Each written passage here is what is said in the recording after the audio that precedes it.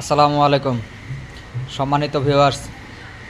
ইদানিংকালে একটি ন্যারেটিভ দাঁড় করানোর চেষ্টা করা হচ্ছে যে আমেরিকা নাকি বাংলাদেশের গণ অভ্যুত্থানে ফান্ডিং করেছে বা উম, আপনার গণ অভ্যুত্থানকে কার্যকরী করে তুলেছে। তো এই ন্যারেটিভের বিনিময়ে বাংলাদেশ থেকে আমেরিকা কিছু ফায়দা লুটতে চায়। সেই ফায়দা কি অলরেডি প্রকাশ হয়ে গেছে কিছু, আর অনেক কিছুই হয়তো অপ্রকাশিত হয়ে আছে, যা আমরা বর্তমান সরকারের আমলে হয়তো বা দেখব না। পরবর্তী কোনো সরকার যদি আসে, যদি রাষ্ট্রের জনগণের কাছে দায়বদ্ধ থাকে, হয়তো তারা এগুলো প্রকাশ করবে। বর্তমানে যে ব্যাপারটা প্রকাশ পেয়েছে সেটা হলো আপনার বাংলাদেশের রপ্তানি পণ্যের উপর আমেরিকা 35% ভ্যাট বসাইছে। চিন্তা করা যায়, 35% ভ্যাট হইলে আমরা যে পণ্যটা আমেরিকায় বেচতে পারতাম 100 টাকা, সেটা এখন বেচতে হবে 135 টাকা। যেটা বেচতে পারতাম আগে 200 টাকা, সেই পণ্যটা এখন বেচতে হবে 270 টাকা। যেটা আগে বেচতে পারতাম 1000 টাকা, সেটা এখন বেচতে হবে 1350 টাকা।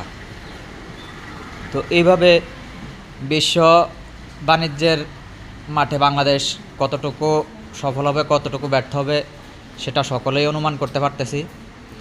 আমরা খুব শিগগিরই একটি রপ্তানি পণ্যের বাজার হারাতে যাচ্ছি।